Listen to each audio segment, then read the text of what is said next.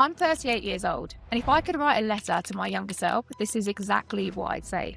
So here's 24 harsh truths about entrepreneurship. Some of them are absolutely brutal, but they're going to save you years. So I've been an entrepreneur now for 12 years, and I've coached hundreds of other people through the process that I'm going to talk you through today. I've spoken on stages with the likes of Jesse Itzler, Neil Patel. I've been a performer for years, and I've learned things that other entrepreneurs haven't been through. I've learned bits about discipline, rejection, moving through your comfort zone, which is a really unique angle, and that's what I want to share with you today. So one of the biggest lessons that I had to learn was being busy is not the same as making money. And if you are busy but you are always broke, then you are probably avoiding something bigger. Now, I used to pride myself on being the busiest person in the room. I used to wear that badge like a badge of honor. My busy badge was my proudest thing. And whenever someone would come up to me, they would say, "How are you doing?" And I'd be like, "I'm so busy. I'm just so busy." And I really felt pride in saying that. But what I actually realized was I was busy doing the wrong stuff. And it's likely that you are too. If you are busy doing all the fun stuff like creating Canva graphics and updating your website and doing all the things that feel good in that moment, I guarantee you are avoiding something bigger. And I know that you know what that thing is, because every time you go to an event or you watch a YouTube video, you hear someone say that thing and you get a moment in your gut and you think, "Oh God, I know I need to do that thing. I've heard it again and again and again." So instead of asking yourself, what more can I do? Ask yourself, what have I been avoiding? You've probably been avoiding getting on camera. Maybe you've been avoiding looking at your finances. This was a big thing for me. I hated looking at my finances. So what I want you to do is I want you to sit down, write down the 3 things that scare you the most. When you hear people talk about it and they say, "You need to do this, you need to do this, you need to do this," I want you to write those things down and circle the one that makes you feel most uncomfortable. And I want to challenge you to do something today, right now. I want you to get off this video and do it right now, which is going to bring you closer to doing that exact thing that you've been avoiding. The next one is that you don't need a new idea, you need better execution. I'm someone that always has ideas coming to me. My brain's going a million miles an hour and I could switch all the time. And the first few years of my business, I was constantly pivoting. But the truth of it is, if you just half-ass everything that you're doing and you give it a little go, see how you feel, but then when it gets uncomfortable, you just change and you pivot, you're never going to get anything off the ground. So you need to have an idea and you need to commit to executing that thing. You need to go all the way with that thing to really understand whether this is right, whether it's going to work or whether it's not. If you just half-ass everything, then you're going to just be stood there with all these ideas that you just started, and nothing will kill your self-belief more than a million things that you've started and not finished. So get comfortable with being uncomfortable, but instead of trying new ideas all the time, if you really think that something isn't working, repackage it. Don't recreate it. You can package the same business, the same offer in a completely different way, which will speak to a completely different ideal client, and you can price it completely differently. So get comfortable with wrapping things up differently, but sticking with that same idea.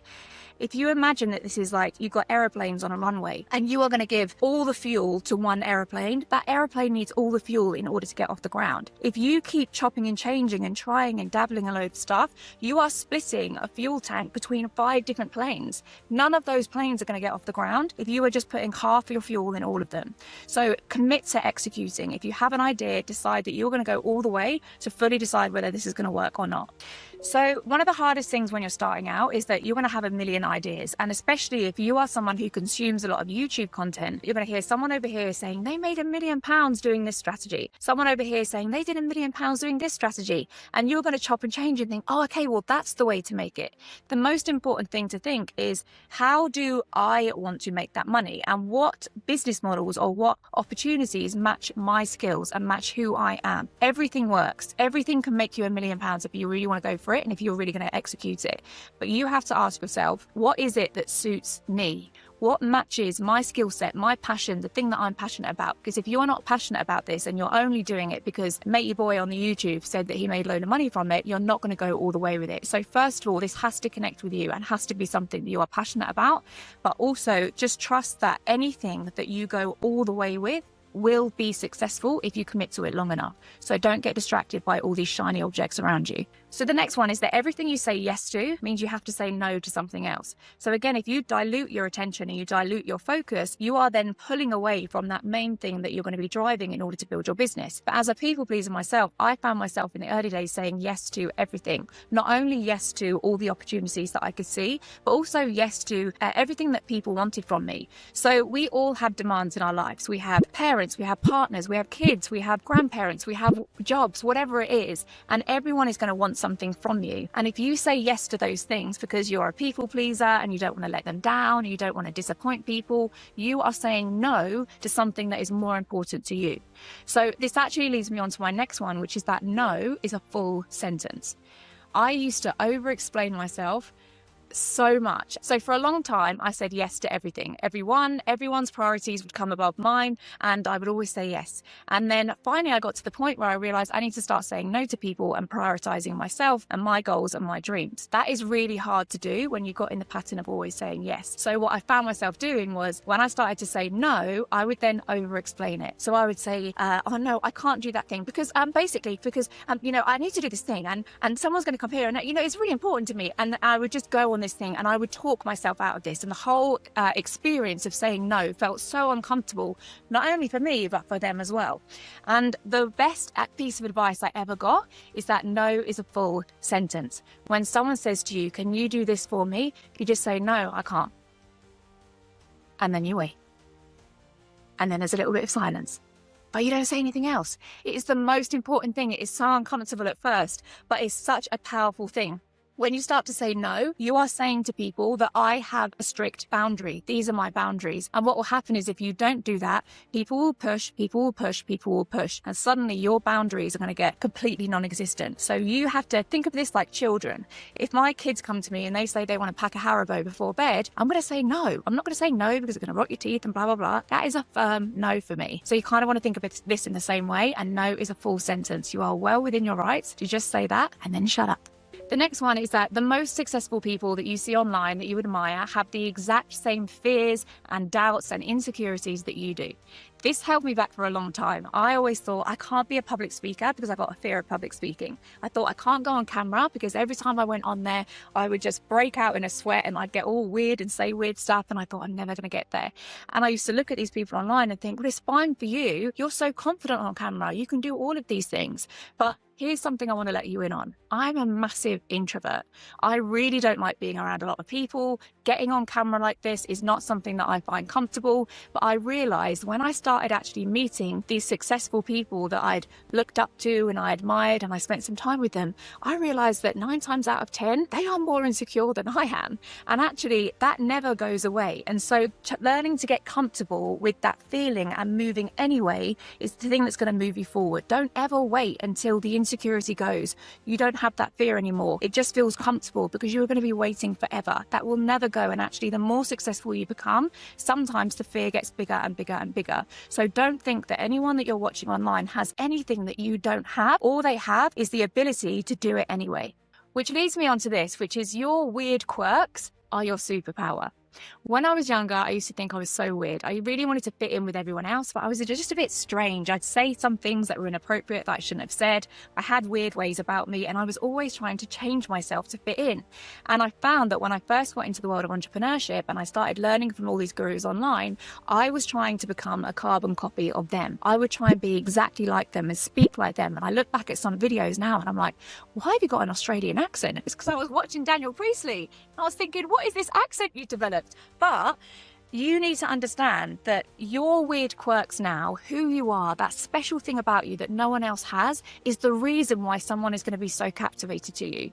It's also the reason why some people are not going to like you at all. That is a hard reality of it. Some people are going to look at your content and look at what you're putting out and they're going to think, she is not for me at all. There are many people who are very irritated by me and do not like my content. But there are some people that watch my content now and they're like, she is so me. I got a comment the other day from someone saying, Carly, I am totally drinking your Kool-Aid. You are exactly what I'm looking for. So there is someone out there right now that is looking for content and looking for someone to say what they've been needing to hear in a way that only you can say it. And you can only do that by being comfortable with who you are and being like, do you know what? I'm weird, I'm quirky. This is exactly who I am. And I know that I'm going to attract the right people by doing that. So don't hide yourself.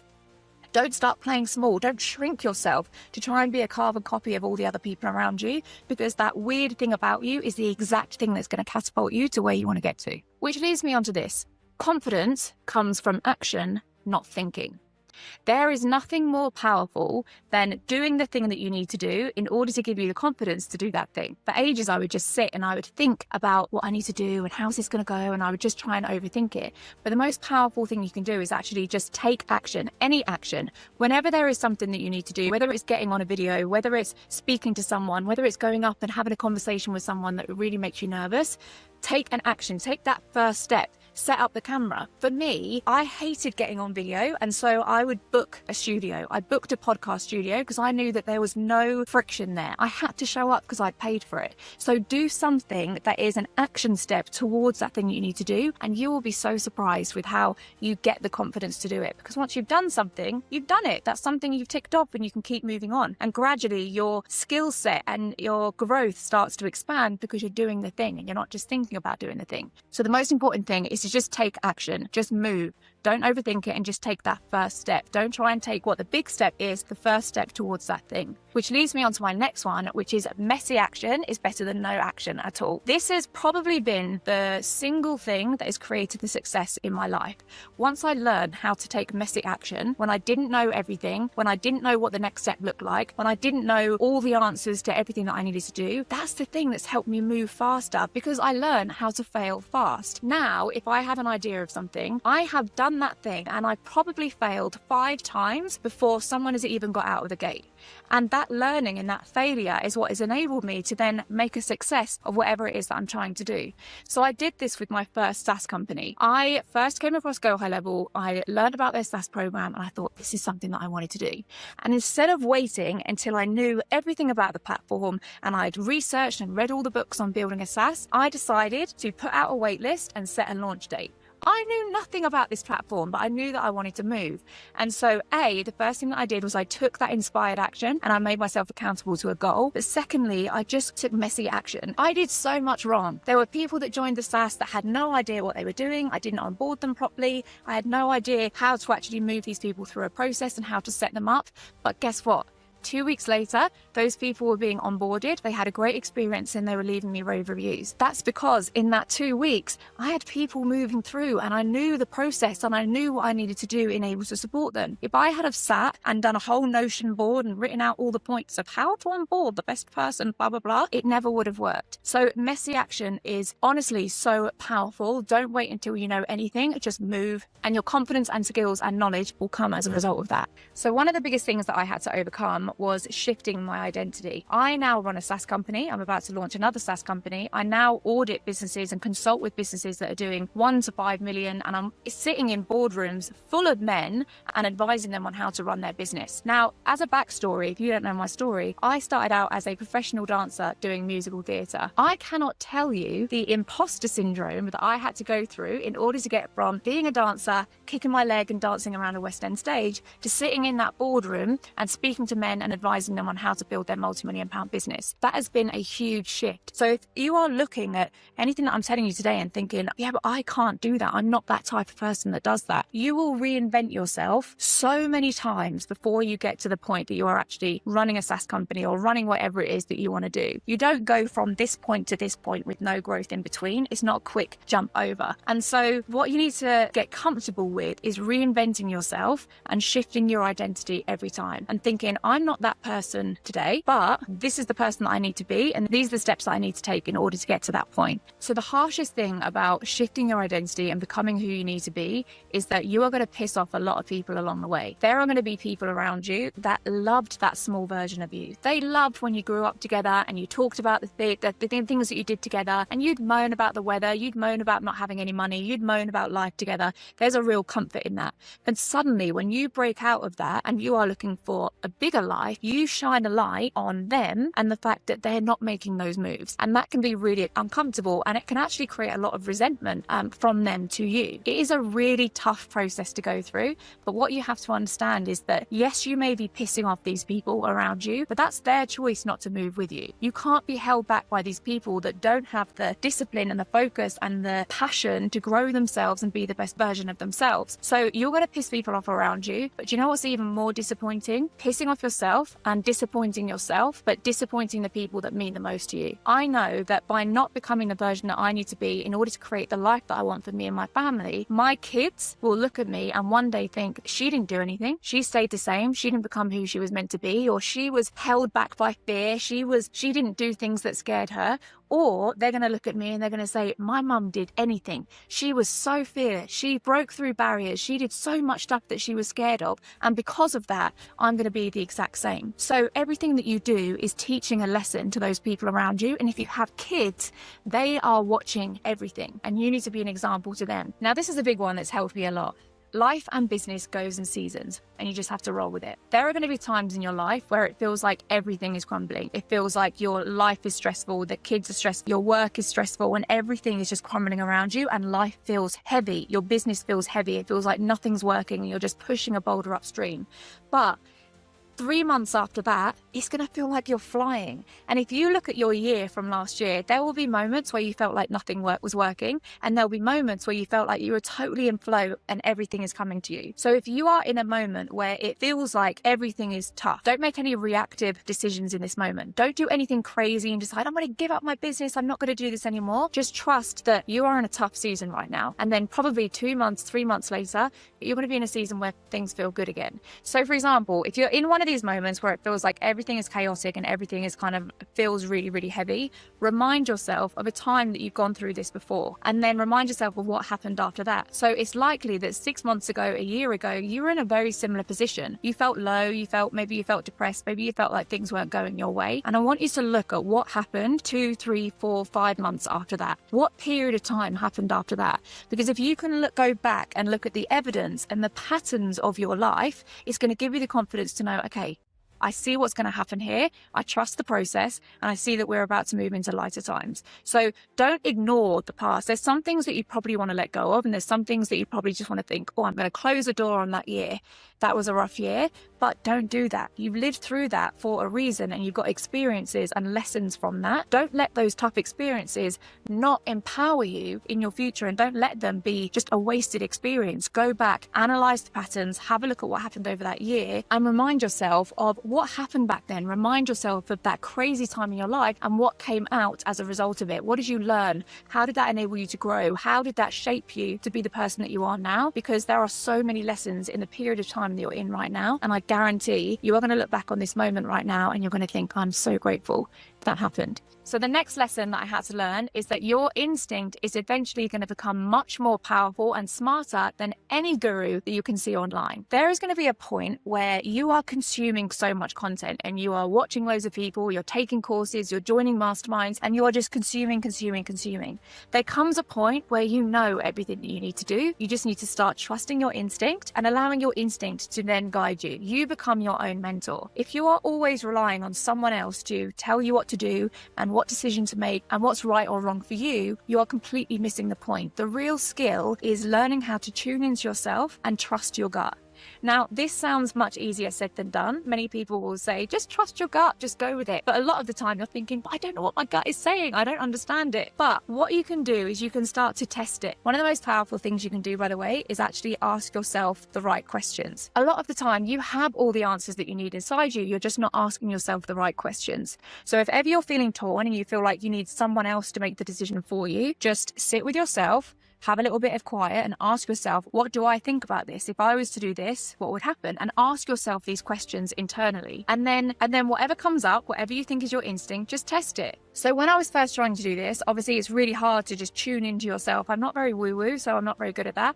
But what I actually did was I started journaling. So I would open up a book and I would just start writing. That writing makes no sense to anyone else, and really no one is going to read it. It's important to remind yourself that no one is going to read your journal. So just write, get stuff out, ask yourself these questions. These questions will naturally come up anyway when you're in that kind of introspective state, but start journaling and see what comes up. If you can get into the practice of doing this, you're going to start to hear your thoughts. A lot of the time, what comes out in your journal is your subconscious thoughts, not always at the forefront of what you're thinking. So start journaling, have a look through those and just see what comes up. That's a really good practice. And again, it's going to start to really strengthen that muscle of your instinct, but also tuning into what your subconscious is saying. Which leads me on to one which was actually really hard to hear, but it's super powerful. If you have people around you right now who are not supporting you and they don't believe in your vision, ask yourself, have I really shown them why they should believe in me? In my first business, I was full of all the talk. I would tell everyone, I'm going to do this, I'm going to do this, I'm going to make all this money, I'm going to get this car, and I was all talk.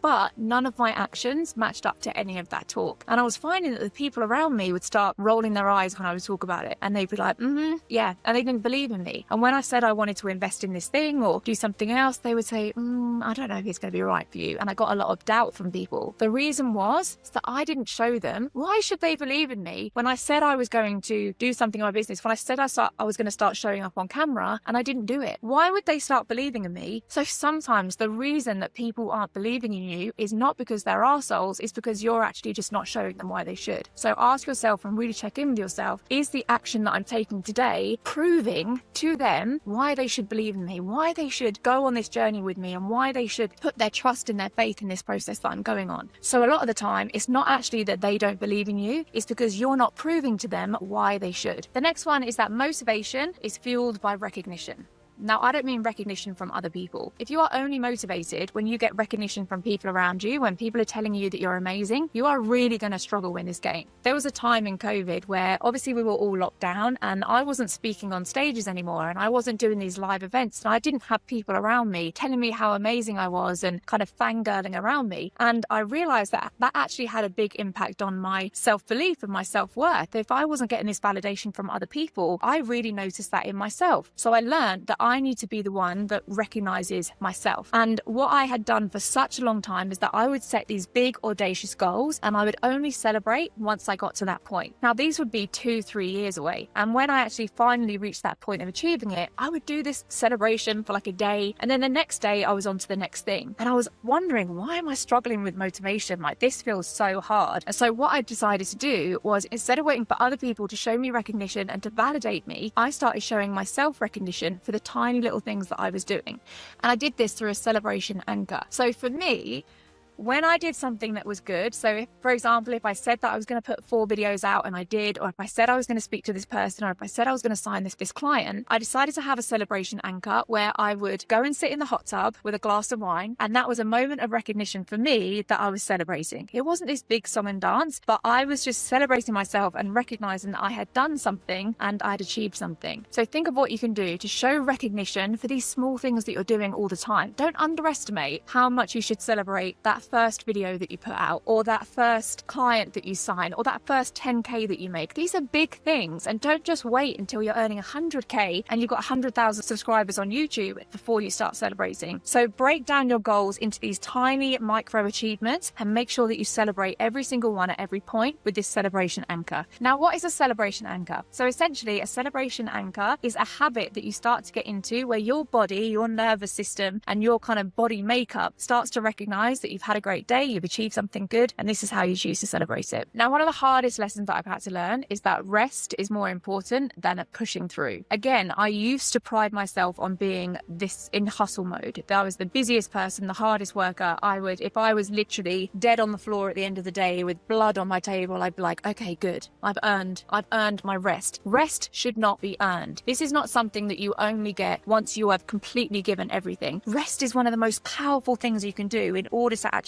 grow and move yourself forward. So you may think that rest is for lazy people. I have such an aversion to the word lazy. If anyone, it's the worst thing anyone could ever call me. If they say that I'm lazy, sometimes my husband will say it just to really piss me off, and he knows that he's really hit a nerve with me. So the word lazy I find so uncomfortable, and I always associated rest with being lazy. But rest is recovery. You know, if you are a sportsman, you need rest in order to repair your muscles and in order to go again. You would never expect a sportsman, an Olympic athlete, to run run a marathon and then just keep going and keep going and keep going. That's crazy. And without that rest, you are not going to be able to go again, and you are eventually going to burn out. I have reached burnout more times than I'm proud of. One of the times, which was the biggest wake-up call for me, was I went away on holiday for 2 weeks with my family. I hadn't had a 2-week holiday with them for ages because I was far too busy for a 2-week holiday, and I'd burnt out. And what that burnout looked like was 10 days in bed while my kids were off playing on the beach, and they were out with their dad and they were having an amazing holiday without me. My body completely shut down because I hadn't chosen to rest leading up to that point. So don't think of rest as being lazy. Think of rest as being refueling, and you are not able to go to the levels that you want to get to without that rest. So you may be a little bit skeptical about this whole rest idea. Maybe you've been watching loads of Alex Hormozy videos and you are fully subscribed to that hustle culture. I totally get that. I've absolutely been there. And maybe you're thinking, I'm just not going to get to where I want to get to if I rest. Rest is for losers. But I want to introduce you to the ideal day. Most of us will set our goals and we will design the ideal life. You have a big Pinterest board of everything that you want your life to look like. For me, it was moving to Ibiza. It was having this amazing car. It was this real fancy lifestyle. And so I was always building my business with this massive vision and this massive goal in my mind. But it's really hard to have that big goal in your mind and rest and sit there and think that you're not doing anything towards it. But what I want to help you do is actually bring that way back and focus on, what does your ideal day look like? Not your ideal life. What does your ideal day look like? So if you already had all of those things that are on your vision board, that big life that you've got planned out for yourself, how would you spend every day? You wake up in the morning, what does that day look like? So when I asked myself that question, I realized I would wake up in the morning, I would go and I would have a really nice healthy breakfast. I would go to the gym, spend 2 hours in the gym, have a nice sauna, spa, everything like that. And then I would come back, I would still do my work, but it would be nice and chilled. I'd be working on stuff that I really wanted to do, pick up my kids and do these things. I realized that my dream day was much simpler than what I was making out. So instead of trying to build towards my dream life, I decided to say, how can I start to structure my day that prioritizes all those things that I've just listed out? And that will completely change the game for you. The biggest thing that woke me up to this was, remember that holiday that I told you about, that 2-week holiday? When I was on that holiday and I burnt out and I realized that I can't do this anymore, I realized that this was nothing that I wanted. None of it. The way I spent my day, the anxiety that I had at night time when I knew that I had to get up and I had a to-do list as long as my arm, I didn't want any of that. I didn't want to go away on holiday and not be able to turn my phone off. I don't want people contacting me all the time. So that was the biggest wake-up call for me. And I actually came back from that holiday and I shut the agency down that I was working on at that time. We were earning more money at that time than I had ever earned, and we were closer than I had ever been to that big dream life of living in Ibiza and doing all of that. And I realized I didn't want any of it. So by bringing it back and focusing on what your ideal day looks like, you can start to make these changes. Okay, so these final 2 points, these are ones where I got a big slap in the face. When I realized these, it was such a wake-up call to myself. They called me out of all the bullshit that I'd been saying up until that point, and they were really hard to uncover. But this is exactly what I want to share them with you, because I do not want you to go through years of your business without learning these 2 things. The first one is that your calendar will reveal your priorities, not your goals. For years, I would say to people, I'm doing this for my family. I'm doing this for my kids. I just want to be an example to my kids, and everything I do is for them. No, when I looked at my calendar, nothing was for them. I decided to color code my calendar and do all the bits that were family life in yellow, fun stuff in pink, friends in blue,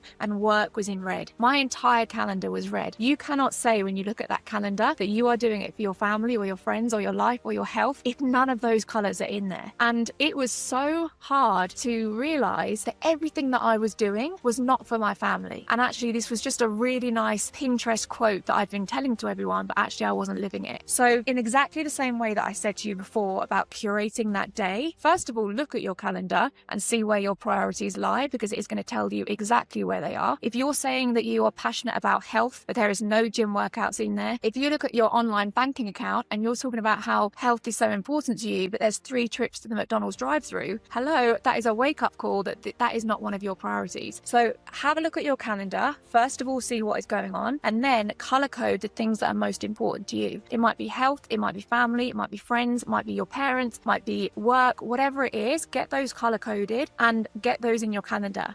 And I don't subscribe to the whole balanced life thing. I don't think when a life and a business is balanced, it means that it's balanced equally. I'm not saying that it should be a complete equal rainbow in there, but all of those colors have to be in there at some point in some capacity. And if you are really doing this for your family, but you are neglecting them and you are not spending any quality time with them, you're not doing it for your family. Now, that may have been a bit of a wake-up call for you. That may be a little bit hard to hear, but if you don't get your priorities right now, it does not matter how much money you have, how big your business is, how many clients you have, how many team members you have. It all becomes completely irrelevant, because you are going to get there and you're going to realize you've lost your family, you've lost all the things that are most important to you. You're fat, you're overweight, you're unhealthy, and you're sick, and you are not going to like the person that you are when you get there. So get your priorities in check now, and you can do that by sorting out your calendar and making sure that all of those colors are in there. And lastly, this is probably the thing that is completely shaped the person that I am today. And it is the reason why the person who I was back when I was a dancer is completely different to the person that I am today. And the reason why I'm so proud of the person that I am today, because they are miles apart. Self-worth and self-belief comes from keeping promises that you make to yourself. I told you that I was a dancer. And when I got injured, I didn't know what to do with myself. I only knew myself as a dancer, and I stopped dancing, and I actually started to put on loads of weight, and I was eating really bad. I wasn't working out anymore. And I got to the point where I would look in the mirror and I'd think, I don't even recognize who I am anymore. And gradually I just started to talk really bad to myself. I'd look in the mirror and I'd say, look at the state of you. You look such a mess. And I would decide in that moment, Monday's going to come around and I'm going to sort myself out. I'm going to start going to the gym. I'm going to start getting healthy. This is it. Monday would come around. I'd have a really good day on Monday, but then by Wednesday, I'd sacked it all up again and I was doing back to my old ways. And what happens is that when you make these big, bold statements of, I'm going to do this, I'm going to make 10K a month, I'm going to build my business, I'm going to be speaking on that stage, your brain will go back and search through the archives of evidence in your head and it will say, nah, you said you were going to do that thing back then, but you didn't do it. So I don't believe you. You're not going to do this. You said you're going to lose that weight, but you didn't do it. You're still eating a cheese fondue on a Wednesday, so you're not going to do it. And you start to gradually teach yourself that you don't stick to anything you say you're going to do. And the only way to break out of this is to take action. I had this exact moment. My friends got so pissed off with me every time I was saying, I'm going to do it. It's Monday. I'm going to get on it. And they would ask me a few days later and they say, how are you getting on with it? And I'd be like, nah, I've sacked it off. And then eventually I started saying this, that's just what I do though. I start things and I don't finish them.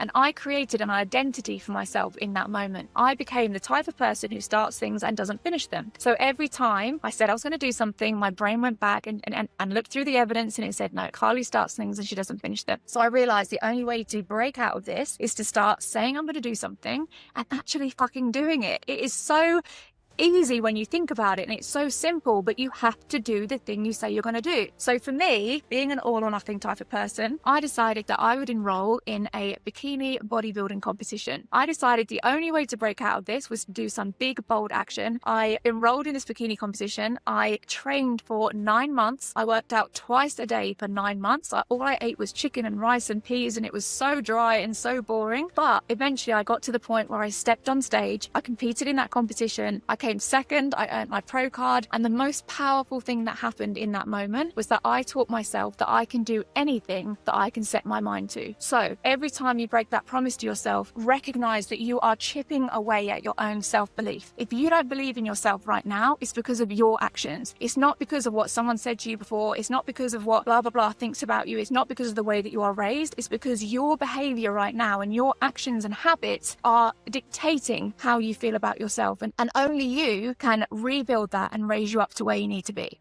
Okay, so I've given you a lot to think about there, and I know that some of these are really harsh, but I don't want this to be a wasted video. So what I want you to do now is, in the link in my description, I put an entire list of these. Go into the link and download it, and I want you to highlight the one that you know you are at most risk of making. And I want you to highlight the one that gave you the most discomfort, the one that made you think, oh God, that was harsh to hear, because that's the exact one that you need to take action on first. So highlight that one, think about how you can change your behavior, your habits, and let's get to work on that one first. So if you struggle with the emotional side of what we've just spoken about, you are going to absolutely love my other video. I go through the entire comfort curve and how to break through your comfort zone and actually get to a point where you are chasing those uncomfortable situations. So if fear and being stuck in your comfort zone is something that you know is holding you back, definitely check out that video because it's exactly what you need.